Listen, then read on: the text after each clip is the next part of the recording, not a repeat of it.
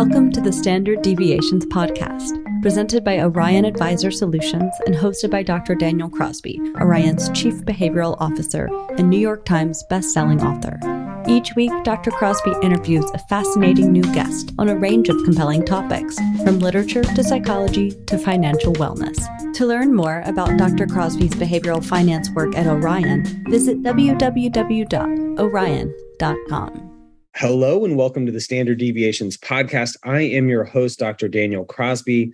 I'm joined today by Melina Palmer, founder and CEO of the Brainy Business, which provides behavioral economics consulting to businesses of all sizes from around the world.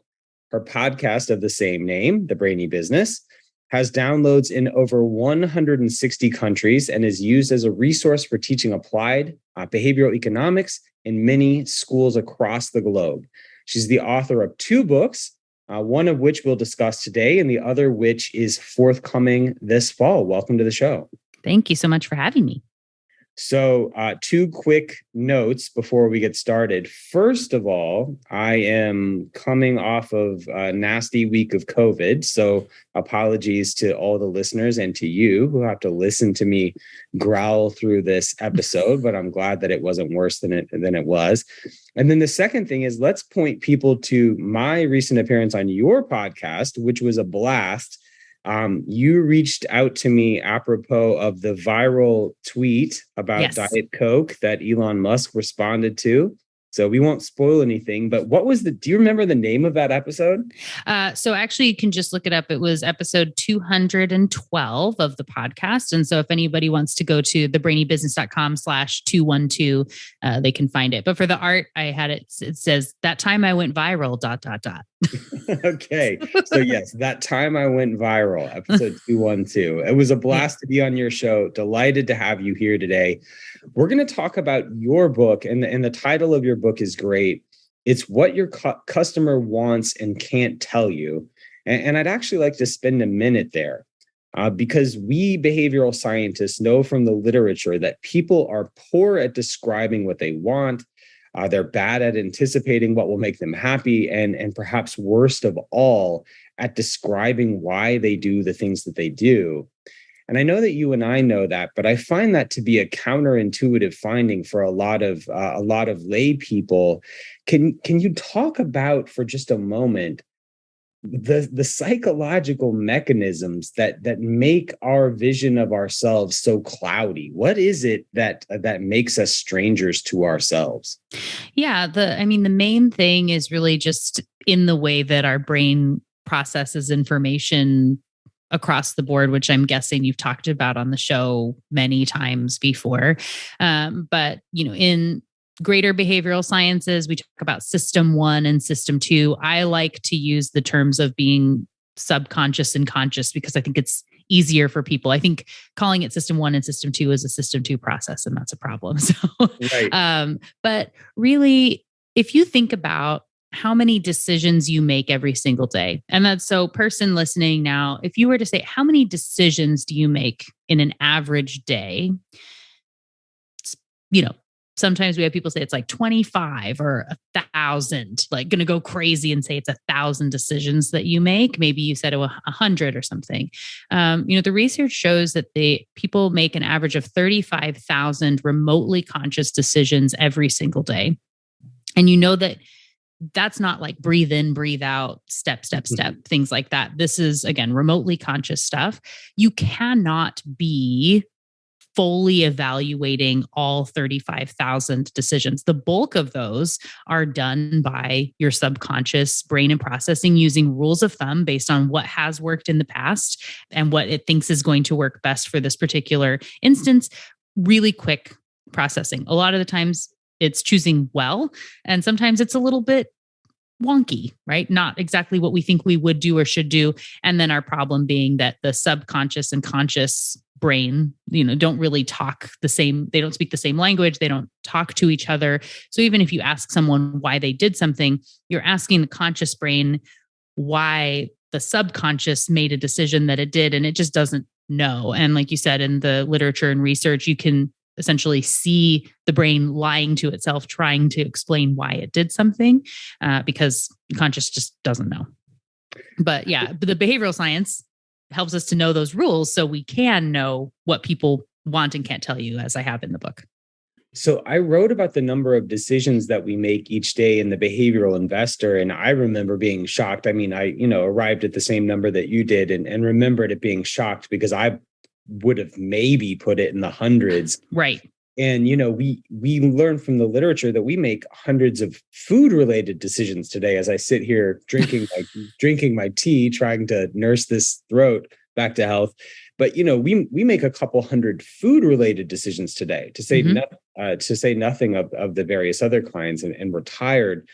So many of the listeners of my podcast work in financial services and are looking specifically for financial applications of the type of work that you do. And one of the things that we find where this comes into play, this concept we're talking about, is when trying to draw out of someone their financial goals. So when, say, a financial advisor asks her clients, hey, what are your financial goals? And does it that simply, what we often find is that the responses that we get are incredibly impersonal, very vague, and highly mimetic. It will often be like, what did my neighbor buy recently? And like, that's my goal. Right. My neighbor got a boat. I want a boat. Like, my neighbor renovated their kitchen. I want to do that too. Understanding what you do about how little we know about ourselves, if you were trying to draw out a true, deep, personal, meaningful answer from someone, how would you design a process that would get them to give a more honest answer to that question? I think in that way, really, it goes to one of my favorite concepts. It's the first one that I introduce in the book. So the book is, part one is, this is how the brain works and helping people to understand those systems. Part two is introducing 16 concepts from the hundreds of behavioral science that I think are relevant to apply into marketing and business strategy, and then kind of mixing them together in part three. So the first one I introduced there is framing, which is that how you say something matters more than what it is that you say. And the easiest explanation, my favorite of this being, if you imagine you go to the grocery store, it's spaghetti night, you need to pick up some ground beef. There are two stacks almost identical next to each other. One is labeled as 90% fat-free. The one next to it as 10% fat. Which one do you want to buy? Overwhelmingly, around the world, everyone mostly says 90% fat-free is the one that they feel compelled to get. It feels better to them. Logically, we know it's the same, but the way that information is presented makes a difference on how you feel about moving forward with it or not. So again, how we say something is going to get you to a different spot. So really reframing the question into something that's going to hit the brain differently is where you're going to have some really positive impact here. So I wrote an article for Inc. Oh man, it's been years now. But where, you think about, you go to the drive-through to get anything, right? Like, say you were just getting that Diet Coke back in the day, and they would say, anything else? Is that it? Like something along, do you need anything else? Right? You go, no, right? You don't even have to think about it. It's a no. It's like you go through the grocery store and you say, did you find everything okay? Like, do you actually think? There may have been 10 things that you couldn't find in the store. And when they ask you if you could find everything okay, you say yes, right? Just like, I don't need to talk to you. Sure, I did, right? Let me out of here, right? Same thing in that drive-through. And I had a Starbucks barista ask, where I ordered my chai tea latte, and they said, and what else sounds delicious today? That's a different question to where I then go, Marshmallow Dream Bar does sound delicious, right? It hits me a little bit differently. And so if what are your goals gives a really standard answer because we've been asked that question so many times, then, reframing to say, if you imagine your life 20 years from now, what would that dream look like? That can get someone out of these little kind of minutia goals to be looking forward. I also like to ask people when you're looking at goals and things to say, if you were going to imagine that someone is writing your obituary, like, sorry, right? But like we're, 50, 60 years down the line, somebody's writing this. What are the 2 or 3 things that you absolutely would want people to say about you? What would that be? What was your life like that you want to be remembered for? And that can help to shed some light on what you should be doing today to be able to achieve whatever that is. It's a great reframing that you've just done. One of the things that we've started to do at Orion is ask about values. Mm-hmm. Because when you walk through the graveyard, right? What do you see? What do you see on headstones? You see, mother, father, brother, sister, we see these relational things. You see educational attainments, things like that, but you don't see, how much money they had in the day. Made it to every meeting. Yeah, right. Never late for a Zoom call. Great. Yeah. So getting people to think about their values, right, is a form of reframing that is a little more visceral and people have a better hold of. I wrote in one of my books, it's a little disconcerting, I think, for people to think about how easily manipulated we are by framing, but it's so powerful. Back in the Bill Clinton era, there was a study done when sort of don't ask, don't tell was being debated in the military. And what they found is when they would ask poll questions that depersonalized LGBTQ men and individuals, what they would find is they would ask questions like, do you support homosexuals serving in the military? And they would get like 50-50 responses. But then when they would say things like, do you think gay men and women should be able to serve in the military? And, a majority of people would say yes.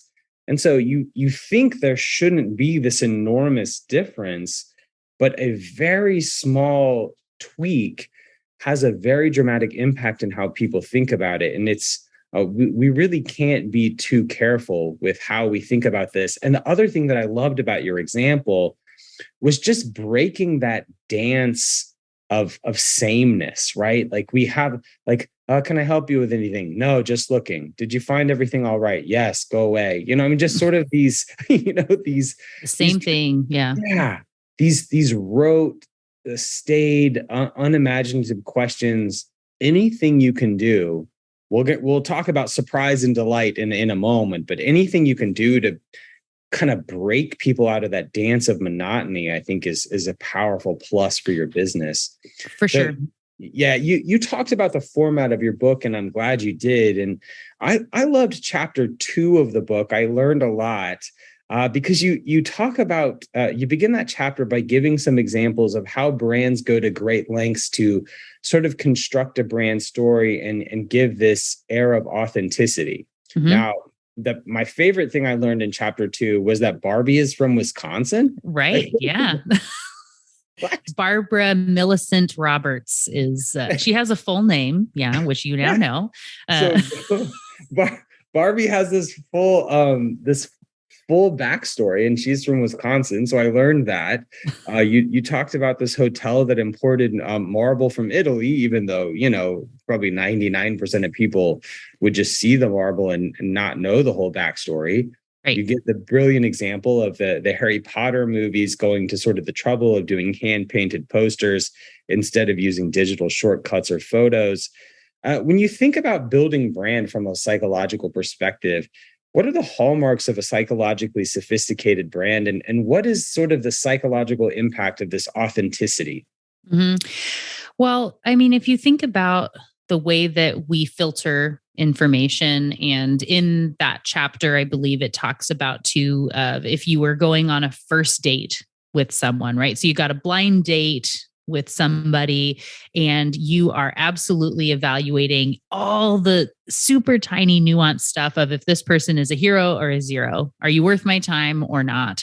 And any little thing, you're categorizing everything at a level that you typically don't as you're consciously taking in information about something new.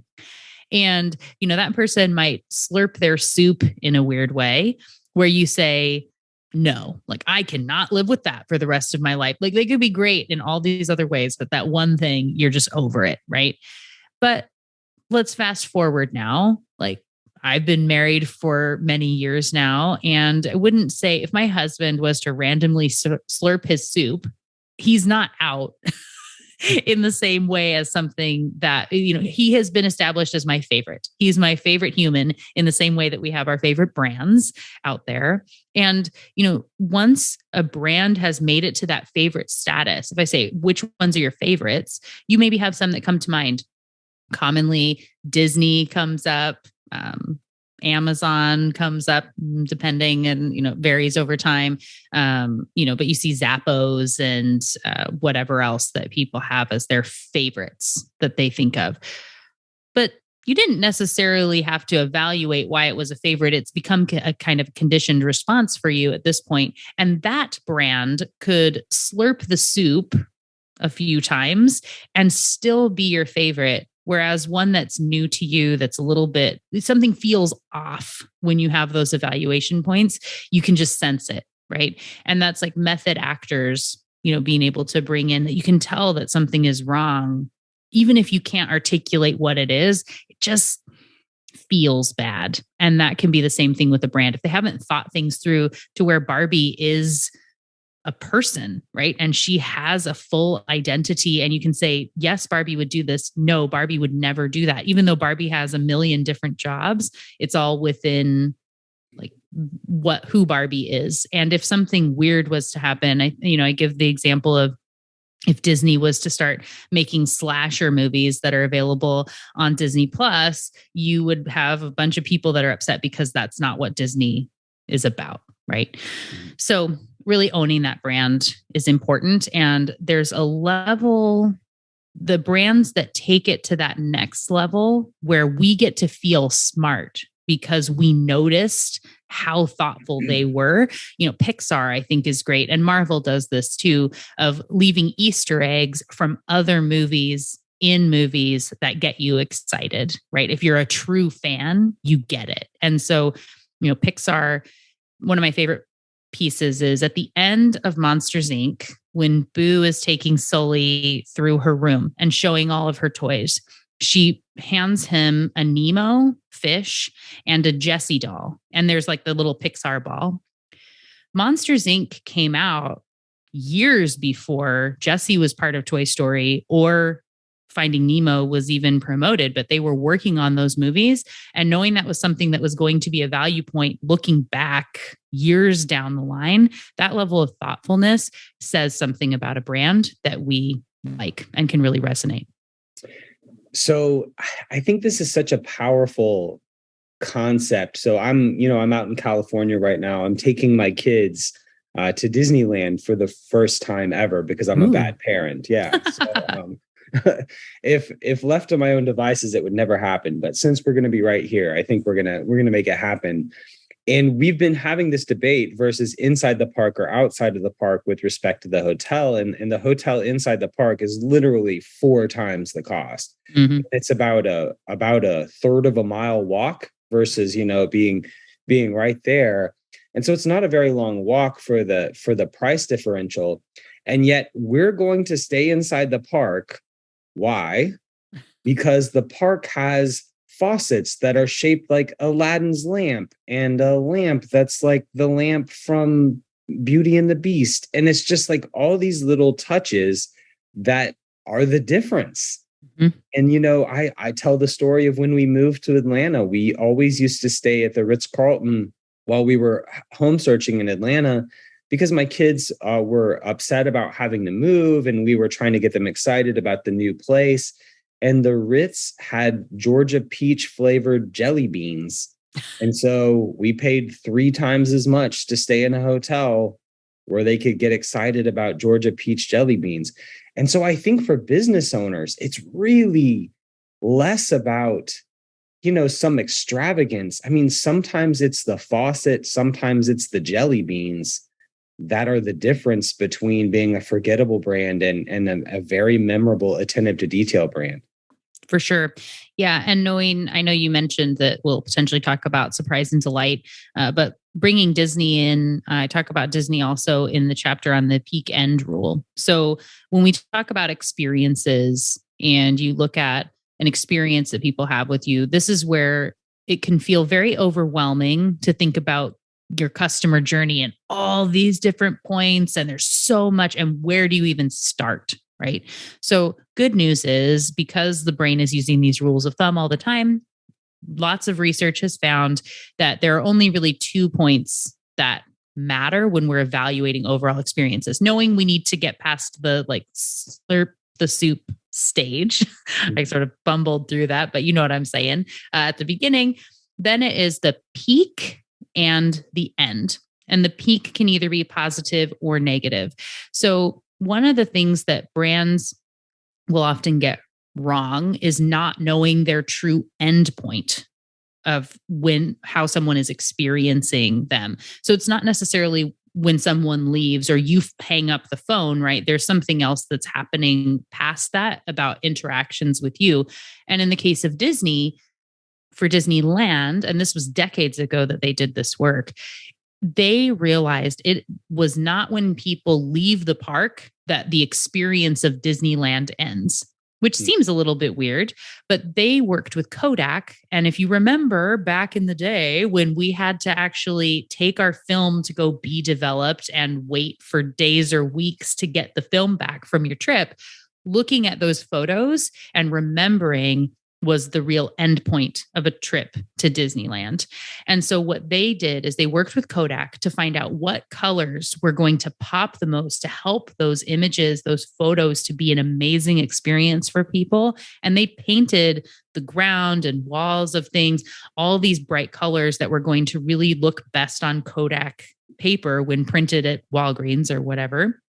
So that was the real endpoint experience. So similarly now as Instagram sharing or whatever else, what's the real endpoint and how can you make that the best possible experience with you? And know that even if you have a kind of a negative dip, something really bad happens where people say they're out, they're done.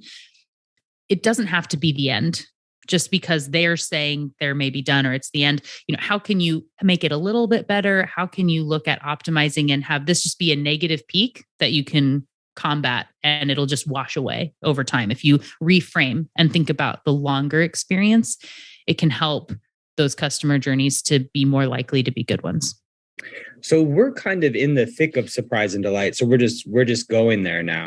Why, why is it so powerful and why don't we see more of it? Right? I mean, why are most consumer or customer experiences so boring? Like, why are so many of us still doing the like, hey, did you find everything all right thing when we could be doing the peach jelly beans? Yeah, that's framing again, coming back, like I said, there was a reason it was at the beginning of that, but also because of the way our brains build things off of habit and status quo, you kind of get stuck into the way we've always done things. And we're a herding species too. So we look at what everyone else is doing. You want to be safe and part of the herd. So if your competitors are all doing something, it feels like you should be doing the same thing. So bucking those trends and doing something else can feel very uncomfortable, but it doesn't mean that it's the wrong thing to do.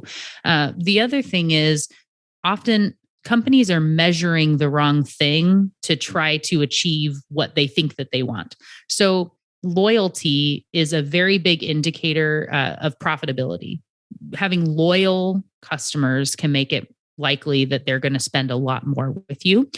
But when we look at loyalty, often people will ask questions about satisfaction and how satisfied were you with your service today? On a scale of 1 to 10, how satisfied were you? The problem is satisfaction can never drive delight because it's based on expectations. There's no level of being super, super satisfied that is delightful. No one is going and tweeting about, hey, I went to the bank to get $40 today and they gave me $40. Amazing, right? That's not, you got what you expected.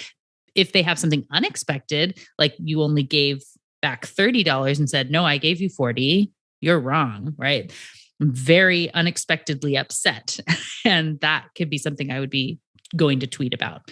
But when you look at having this unexpected positive thing, it can create this delightful experience that is a much more likely indicator of driving that loyalty, which again is more profitable.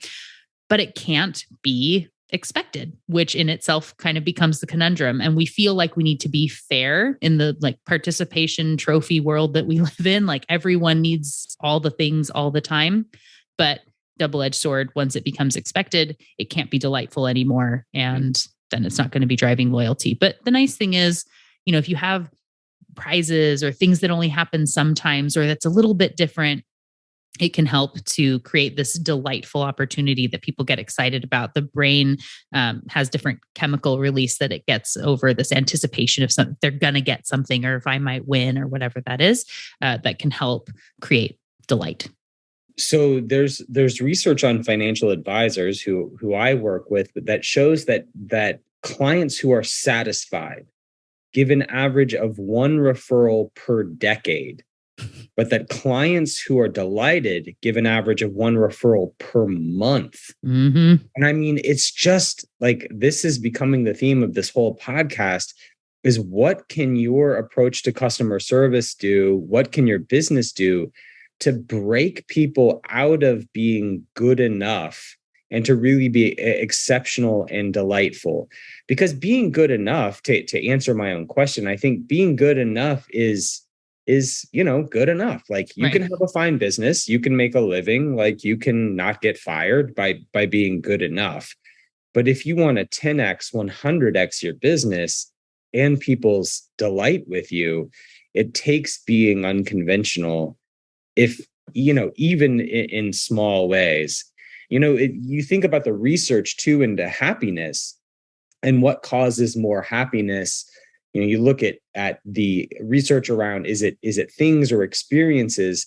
Well, we know that it's experiences. And part of what's so pleasant about an experience is it's unexpected. You travel to a new country, you try food you've never had, you hear a new language, you see new buildings and new vistas. The human experience, we want that novelty. That positive novelty is something we really crave and something that really sticks with us. It's, I think, a powerful thing for business owners to consider. Yeah.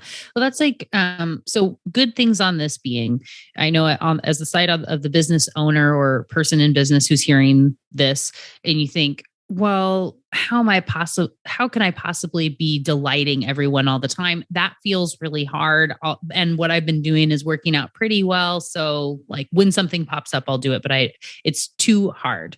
The nice thing is you can still systemize this, but it doesn't have to feel systematic to people on the other side. So when you're talking about something like investments, so one thing being, look at what everyone else is going to be doing. And that is not the time that you want to be communicating. So when is the time that every single person is reaching out to people? It is the holidays and their birthday. Those are like the top 2 things that you hear from everyone. Like, you get the card from your dentist saying, happy birthday, remember to floss, right? That comes out in whatever month your birthday happens to be in. And so what if you might have the data about when their birthday is, but you could instead send something on their half birthday and say, hey, like you're half a year older, yay for you, right? Or a point that you're going to be checking in when no one else is. So you're not going to get lost in the crowd because everyone is messaging. Everyone's sending like thank you gifts and cards and stuff in late November through December. And so if you send something in March, how is that going to break through the clutter in a different way? Because it's unexpected. It can still be systematic for you, but it's coming at these other times. You could schedule check-ins for people based on when they opened accounts. So it's not like you have to then send a personalized message to every single one of your clients in March, but you can know everyone who joined in March, I'm going to reach out to in October. And I don't do any of these in November and December, but you can segment it out and then be looking for stuff. If you have notes to say these are the people who are interested in travel and vacations, and you can be saving articles that you find about vacation homes and investments for being best able to retire in a way that you're going to be, being an expat in Spain or something, right? And say, hey, Steve, I saw this article and thought of you. Knowing this is a part of your goals, are you still interested in retiring to Spain someday? Right. That you can just send it, it feels very spur of the moment thoughtful, even though you've been holding on to it as part of your system. So it can be delightful without having to be totally random. It's a great point. I can't tell you how many fruit and candy baskets I threw away in December that I would have loved in April. You know what I mean? I mean, it's like, wow, this just happens to be the 12th one this week, and my pants already don't fit. But but at another time, this would have been awesome and much more memorable. Mm-hmm. And not to get into this is a thing to note where you feel like you're potentially being very thoughtful, but if you don't have enough awareness of the person on the other side, it isn't always received that way. So I have celiac disease, which means I can't have gluten, and we don't have it in the house either. And all the people we talk to know, but I still get gifts that are cookies or cake or something that I can't eat. And it's a reminder of like, wow, you really don't know me at all. I pay you a lot of money to have no idea what I'm about. And you wasted my money sending me a gift I can't use. Thank you for that. Right. So having awareness of who's on the other side and the types of gifts that you send, is important, because something that feels incredibly thoughtful to you might not be a fit on the other side. And often just sending the hey, I was thinking about you and saw this, which feels a little bit weird, is received very well on the other side. I don't drink. And so my neighbors are constantly getting good booze from people who send me gifts and, just don't know that I don't drink. So my neighbors love me, but I don't necessarily. Same. Our in-laws, my in-laws get all sorts of delicious treats that get sent to us that we can have. So I learned about surprise and delight from the Ritz-Carlton Leadership Institute. Mm-hmm. They did a great job. Just one of the best trainings I've ever been through. And, one of the other things we'll kind of wrap up this portion with this that they talked about and taught me there is they said, look, never ask a question that you don't intend to act on. Right. So if you're going to do some deep due diligence on your clients to find out who they are, what their preferences are, what matters to them, what their values are, whether or not they can eat gluten, that's fine. Like, people are happy to give you that information. But if they give you that information, they take that time, and then you don't act in a manner that's consistent with that, it's worse than if you had never acted at all. So be careful of those gifts backfiring. So you give another part of the book that I loved is talking about the sort of chemicals implicated in buying decisions. Won't go into it in a ton of detail here, but you give this great acronym DOSE that I'm going to now use from now on when I'm thinking about this. But you say that the D in DOSE, which is dopamine, which is implicated in anticipation, is the most important of all. And you share some interesting research with monkeys talking about the power of anticipation. Can you talk about how we can better grasp this concept and how we can create more anticipatory power as business people? Yeah. I was mentioning that a little bit in talking about the surprise and delight stuff. To give the high level on the stuff with the monkeys, is they were trained that light comes on, press a lever 10 times, you get a treat, which you then get to consume.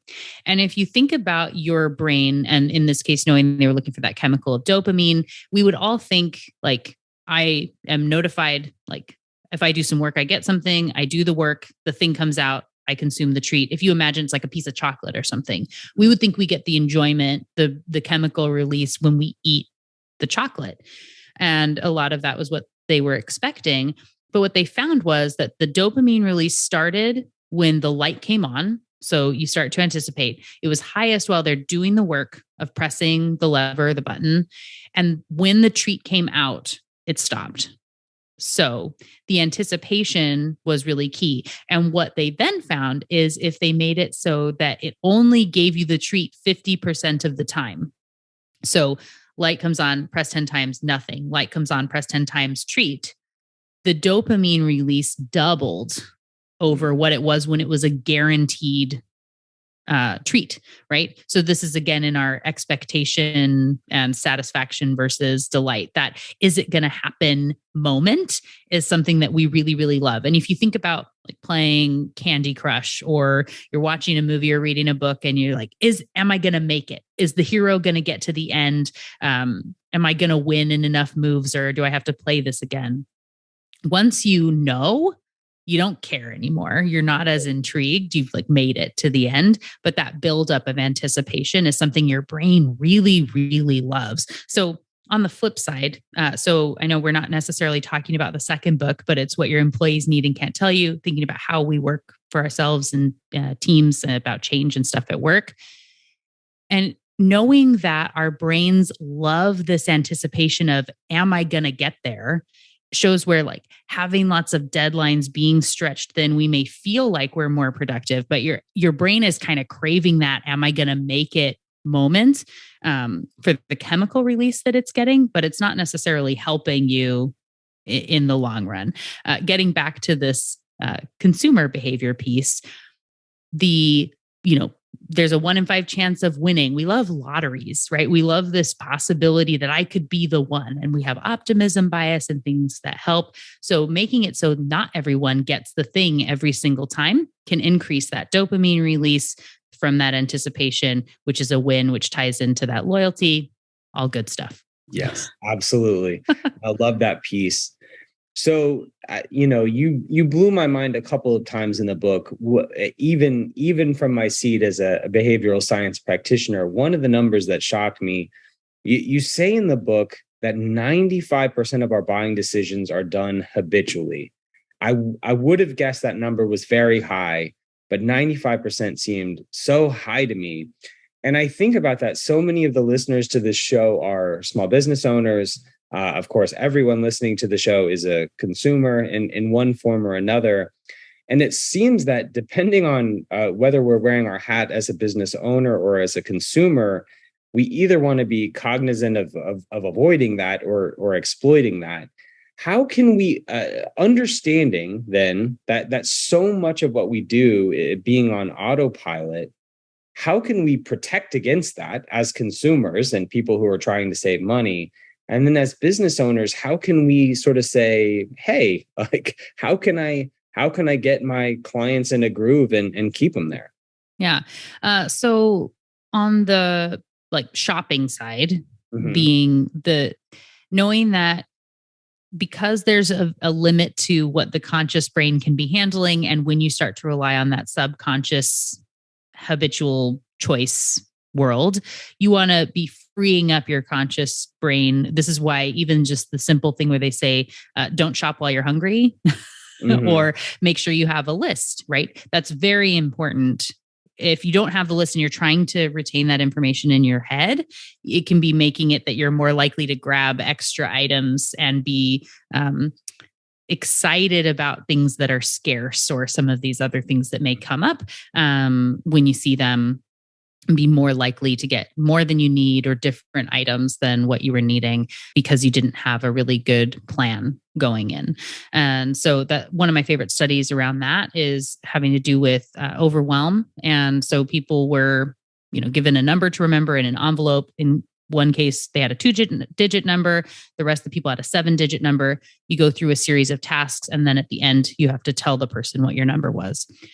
The people who were remembering the 2-digit number, so one of the tasks along the way was to pick your snack, which is like your payment at the end. The people remembering the 2-digit number were much more likely to choose the healthy fruit salad snack. Those remembering the 7-digit number were much more likely to choose chocolate cake. And so knowing just those extra couple digits burdened your brain to where you go, that looks delicious. I want that. And you just jump in on the thing and you don't even realize that it has an impact on you. So when your brain is totally overloaded and stressed, you're going to rely more on the subconscious, which is maybe looking for sugar or something else that it wants that doesn't necessarily align with what you're trying to do. So simple thing there, have a plan, make a list, right? Easy peasy. Yeah. On the case of the business side, when you're looking at opportunities and creating these sorts of rules and how you're going to be presenting information, you want to first know if you are the habit or if you're not the habit. So like you were saying, if you want to be something that's like getting them into a groove and they're not having a bunch of like moments to think, is this really what I want? You know, even if you think about your mortgage, right? You are habitually rebuying your mortgage each month when you make the payment, and you don't even have to think about it. Whereas if you think about something like insurance, where you maybe only make your payment for car insurance once every 6 months or once a year, and you go, yikes, that's a lot of money. Should I go look at something else because it feels more painful? Whereas if you were making that payment once a month, it wouldn't even hit your radar in the same way, like Netflix subscription or whatever. You just keep paying and don't even realize it in the same way. So knowing, is the habit working for you and them or not, and what's going to be in that best interest of keeping that going? Are you needing to be touching base to keep people in the groove? Or if you bring their attention to something that they weren't necessarily paying attention to, is it going to actually make them want to go look elsewhere? Like you kind of counterintuitively shot yourself in the foot in that way. So having awareness of if you're the habit or not, and what might happen if you tell them like, hey, it's a good time to be reevaluating your portfolio. And they go, yeah, and maybe I should look at investing with someone else because they weren't even thinking about it before. Yeah, there's a very robust discussion in my world about financial advisory fees. And I think it's a good discussion and it's a client-centric discussion and one we should be having. But I think we need to remember the client psychology too.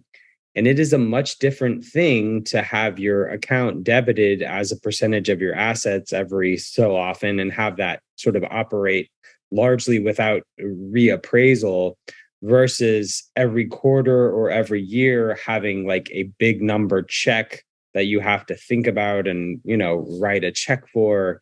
And insofar as people are benefited by working with financial advisors, and the research suggests that they are, I think there's something to be said for having it be a little bit more seamless from a psychological perspective. So one more question about the power of pricing, and then I want to make a small bridge to the organizational behavior sort of HR type applications that I think will be the hallmark of your new book.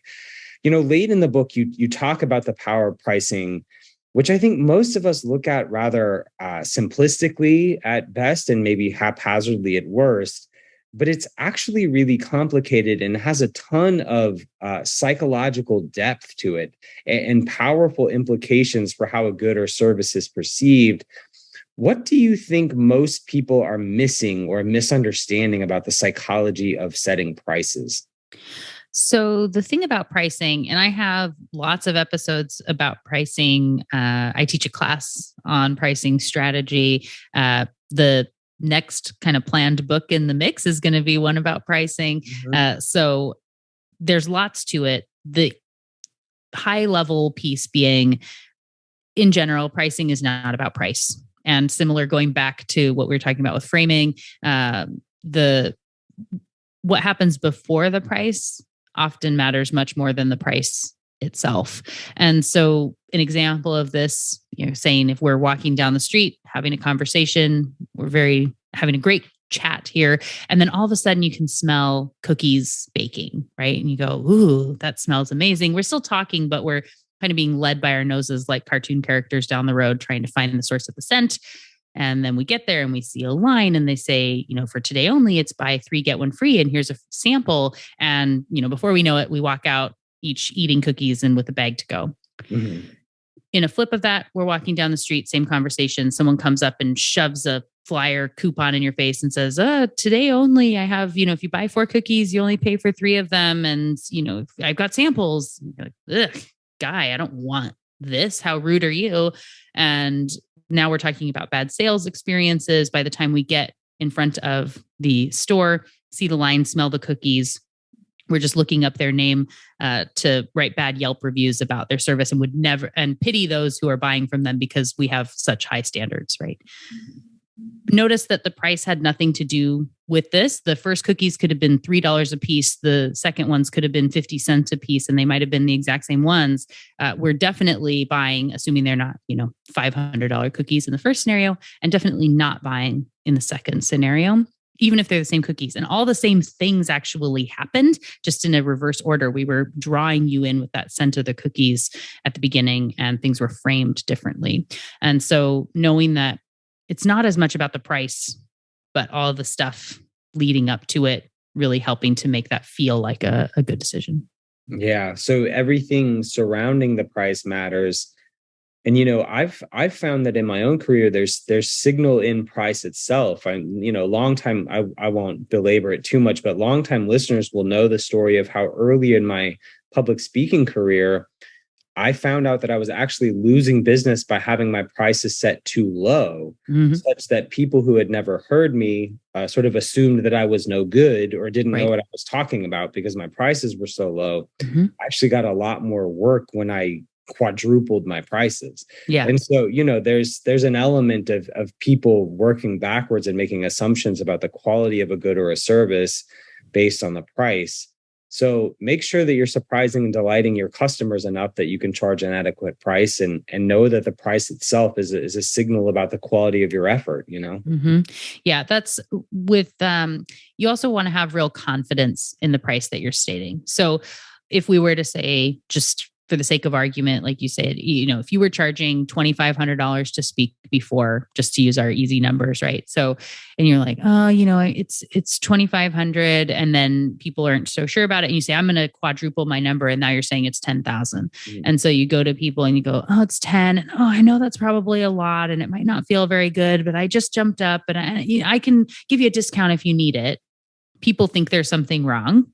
And they're like, what's up with that? They didn't even ask for a discount. So people that say, people are always asking me for discounts, no matter what I do, nobody wants to pay. There is something in the way you are presenting that's making it feel bad and like they shouldn't be moving forward. Whereas if you say, oh, so excited, it's $10,000 to speak, travel plus travel, these are the other places where I've spoken. Are you ready to move forward? Yep.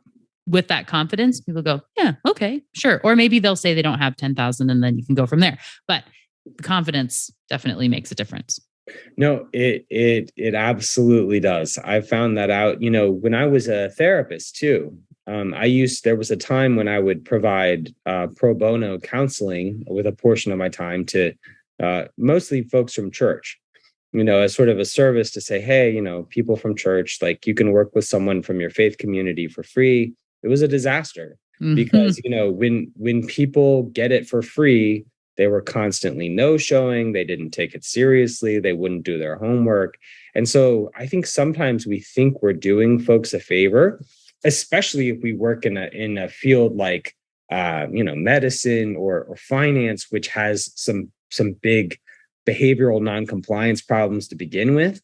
There's actually an upside to having skin in the game. There's actually upside to paying a good price for a service and knowing that you're more likely to follow through.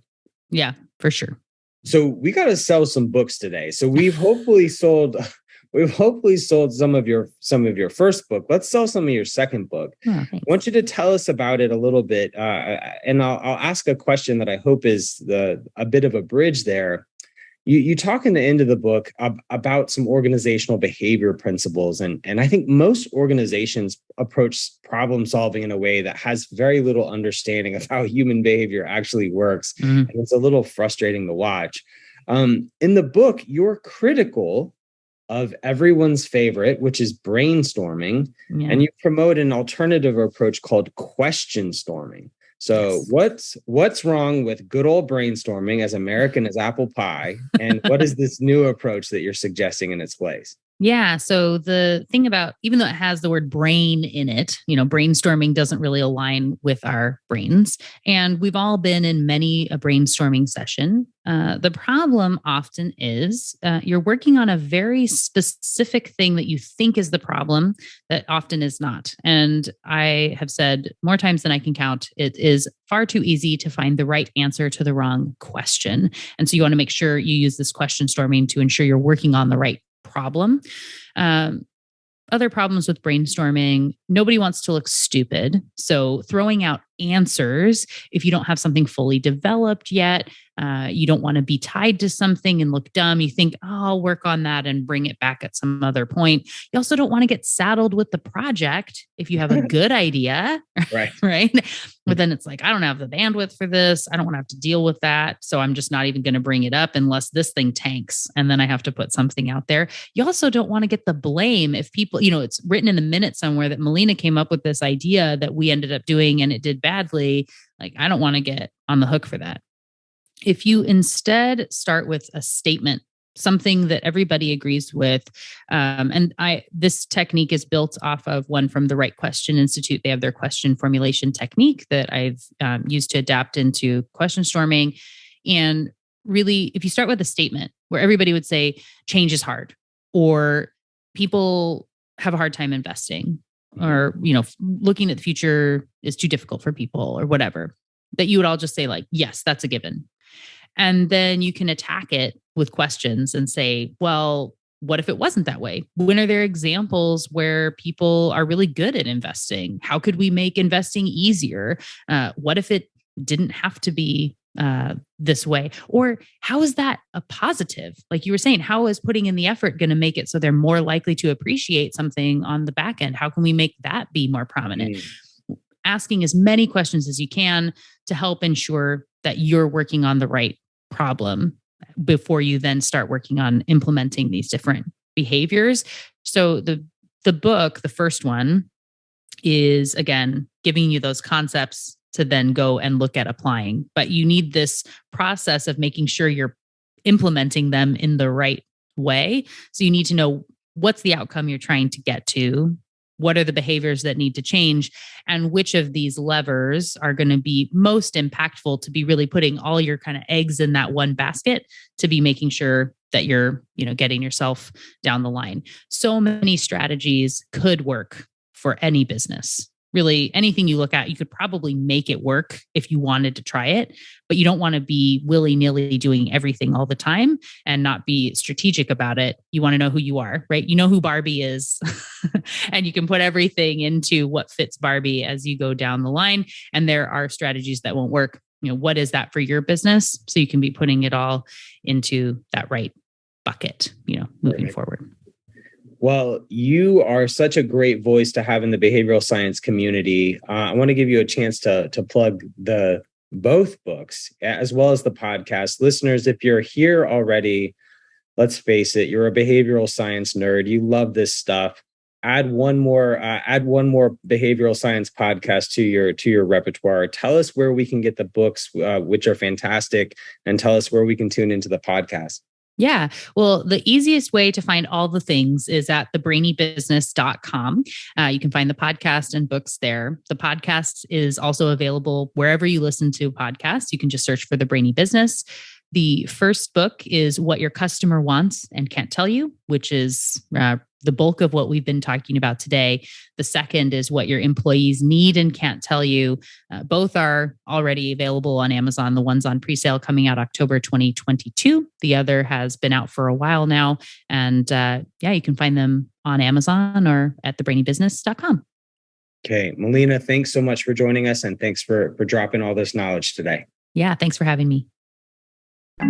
Thanks for tuning in to Standard Deviations. If you can't wait till next week for more behavioral finance insights, visit www.orion.com.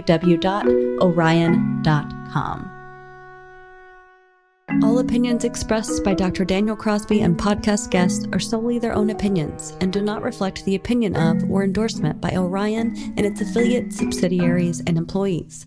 This podcast is for informational purposes only and should not be relied upon as a basis for legal, tax, and investment decisions.